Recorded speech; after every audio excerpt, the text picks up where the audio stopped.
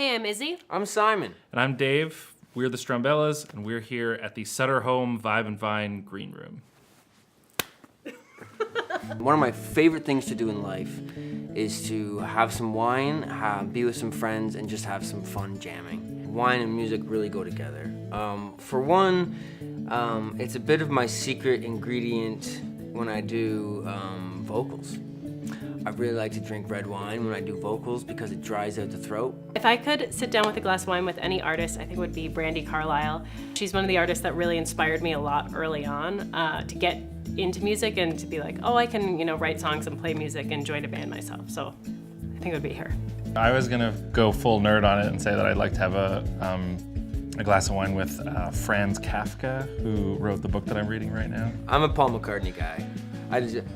Hello, Paul. So tell me what it's like to write 35 hit singles. Oh, Sir Paul. You have to call him Sir Paul. Yeah. About 8 years ago, Simon put an ad on Craigslist saying, I've got some of these songs, and does anyone want to join a band? And then a bunch of people showed up at Simon's apartment. There was maybe 12 people there for the first rehearsal. And Dave's the first person to show up at my door. That was Dave. Yeah. And the second person was Izzy. Yeah. Usually we're playing in Canada, and so like our tours lately have been, New York, Nashville, South by Southwest, and Austin, Miami. So it's been really cool. We've been going to all these really cool American cities. Life on the road is it's the strangest universe ever. It's kind of like being at kids camp. We all meet together, we all pack our bags together, we travel together, we spend every minute of every day together, and it's a really strange environment. You spend a lot of time on planes and in cars and waiting around, so you have to kind of find things to do to entertain you,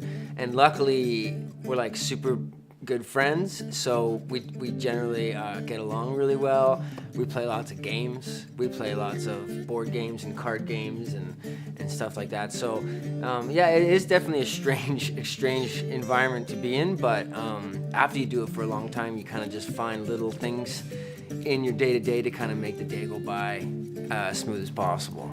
we have an album coming out towards the end of the month. It's called Hope, that we're really excited about. So we have a song that's called Spirits that's been doing well on the radio and everything, so we're excited about that, and mostly thinking about the album. And I will say for sure it was the highest and lows record. All sorts of stuff came out. My daughter was in the hospital for half of it. We were fighting. We were confined to this little tiny basement space. There was a lot of emotions running. At the end of it, it was like 6 people going 6 different ways. We tried to kind of sort of make a pop record, but our roots just seeped in, and so it became this kind of folky country record, but with giant kick drums and synthesizers. Yeah. So that's kind of how it ended up being, which I'm totally happy with.